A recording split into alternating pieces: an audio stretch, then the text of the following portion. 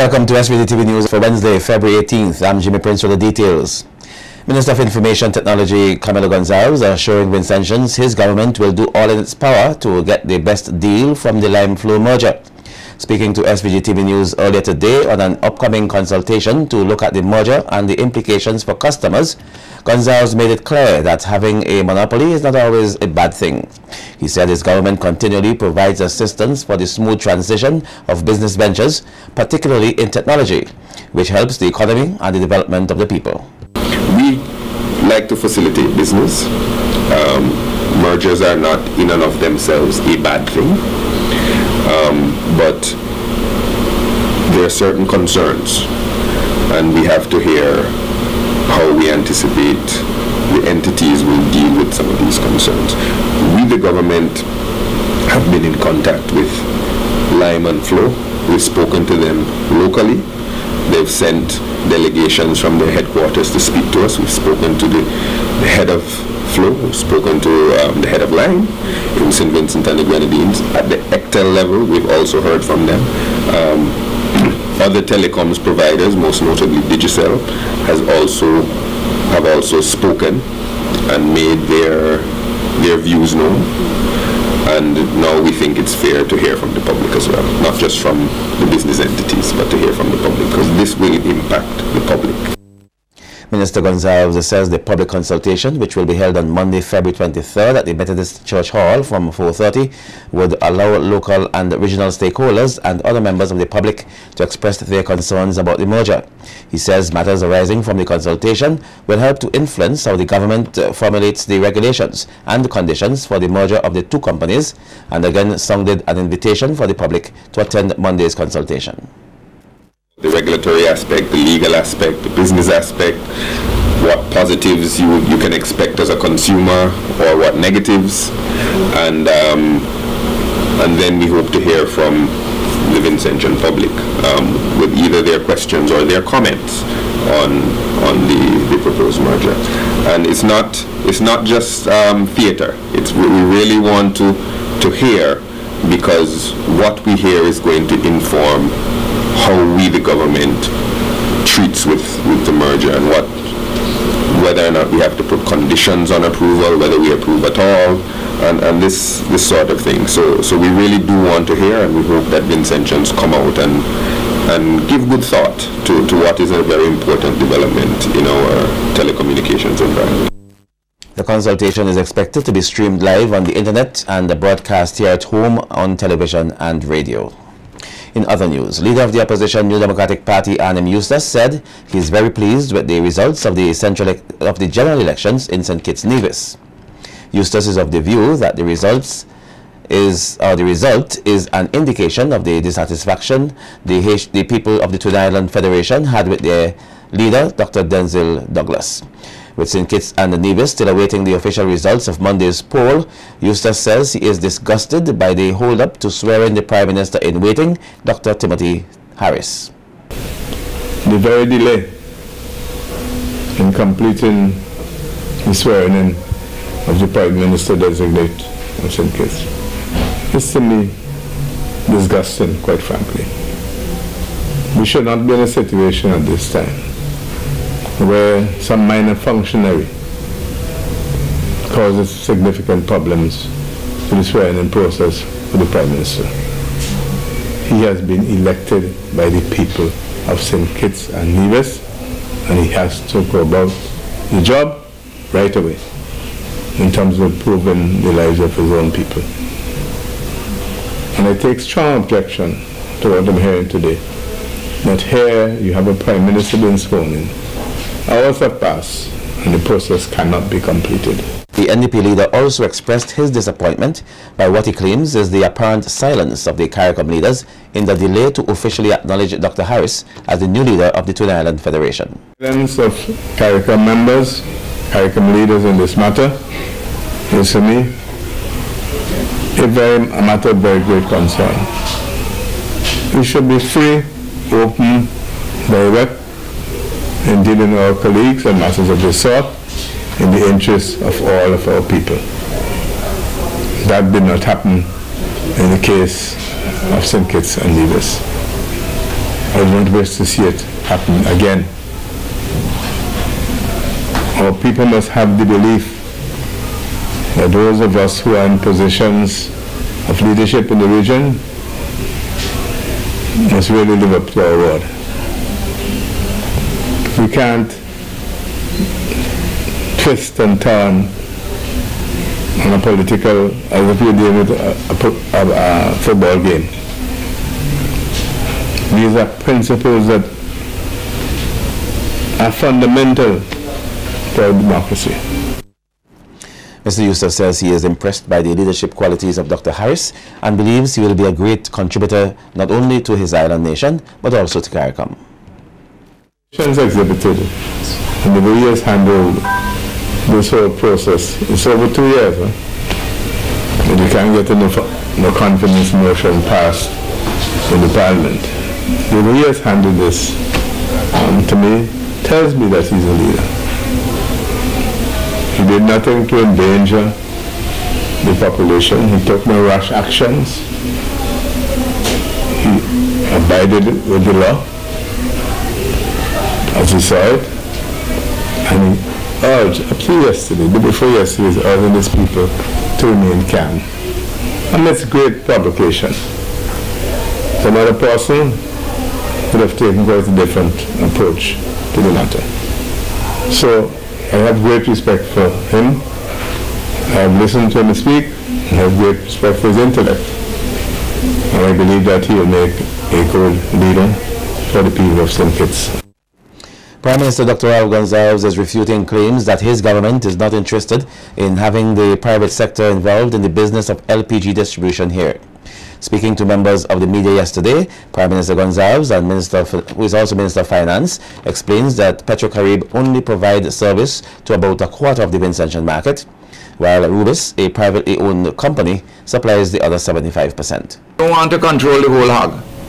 We want to be in the place so that we can help to do stabilizations too, being in the marketplace, plus of course our control, our price control mechanism juridically, legally.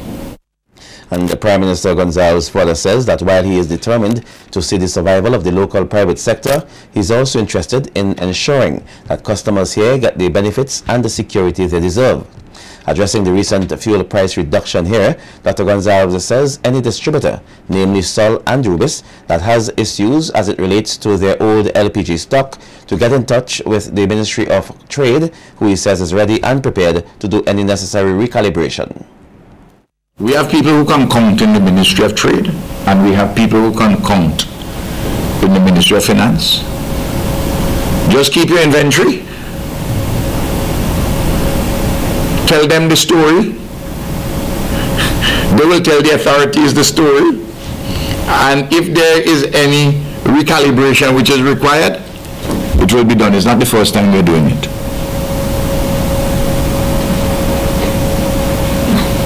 Unnecessary problems are being created.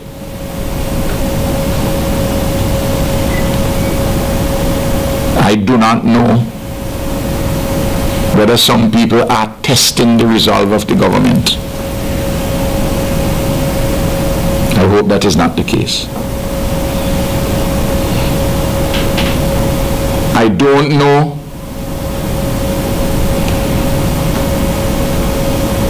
if they want to create the impression among the people, even though it is not so, that they want to hold the people to ransom. Dr. Gonzalez further stressed that it is the business of the government to ensure there is fairness across the board. The private sector survive. Rubis and Sol, I want to see it. And they're not charitable institutions. I want them to make a fair return on their investment. But I want to see the consumer get certain benefits and to have the security of the supply. When I talk like this, some people may say, you see, behind, well, you see, Ralph don't want the private sector. Well, I mean, I don't want the private sector. I want them, but you have to deliver it within an appropriate regulatory framework. That is what I'm saying. Meanwhile, deplorable, incompetent and thoughtless are the words used by opposition leader Annem Eustace in describing the government's approach in its reduction of the fuel prices here. Speaking to SVG-TV News earlier today, Mr. Eustace says prior discussions should have been held with the various stakeholders. Incompetent action and a thoughtless decision, not taking into account the very people who are providing employment and income, and not taking fully into account how the benefit goes on to the consumer. Because consumers yesterday paid $42 still, you know. Some consumers paid $42 still. It's just that they were so out of gas that they couldn't wait for any change. And the suppliers who have the retail businesses, they couldn't take the loss because they knew not how they're going to get it back. But the government must take these things seriously into account. You don't govern in that manner. It's not for you to forget to operate in a particular manner to make sure that all along the chain are protected. So I found the decision deplorable. According to Mr. Eustace, the haphazard way the new prices were instituted is not only affecting the suppliers and distributors, but also the retailers who are trying to earn a living. You're going to lose stocks. What stocks does he or she have? I know one fellow who told me he had 100 and something cylinders, but she had not yet sold, but she had bought at the old price. And there's no way on Monday he'll be able to sell gas for anything less than the 42. You can't blame him for that. The change is not of his making. The change is necessary, but they must take into account the circumstances of the retailers in this regard. You can't tell them, take a loss. A loss and they already have a small margin on the existing. But take a loss of $10 or more on a 20-pump cylinder, it's totally unacceptable and should be dealt with immediately. They should have been consulted in the first instance. UB Open Campus preparing to host a conference on disaster management here soon. Stay with us for more on that.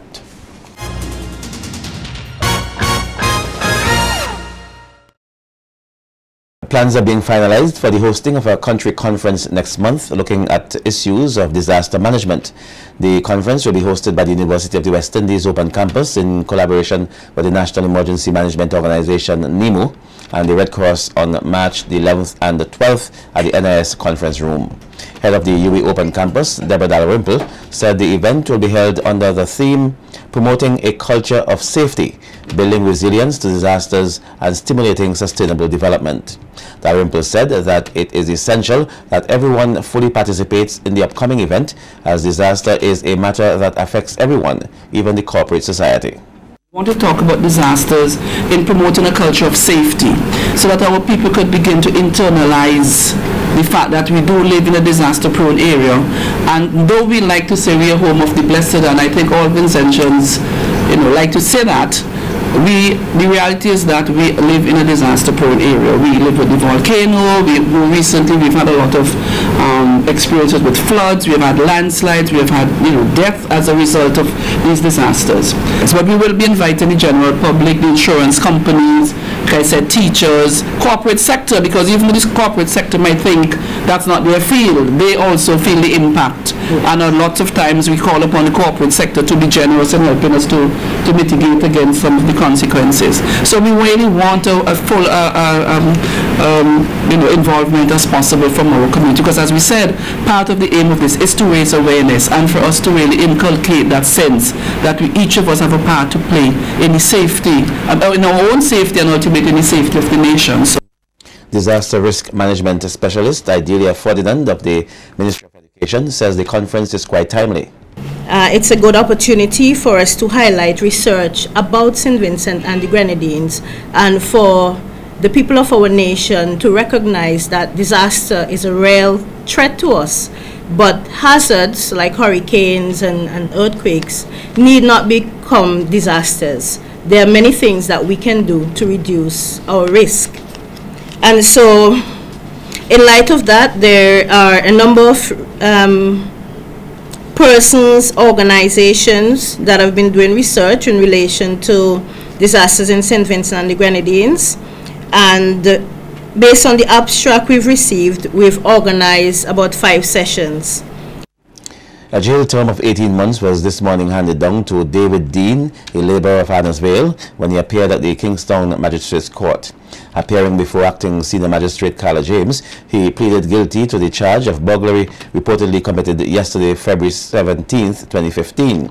Dean is accused of entering the dwelling house of Elsie Payne of Adamsville and depriving her of electronic items like clothing, and the cash amounting to $25,000.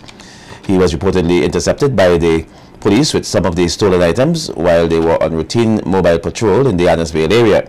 Dean reportedly told the police that he had exchanged the quantity of marijuana for the items while he was in the hills. The police found out that this was untrue following their investigation.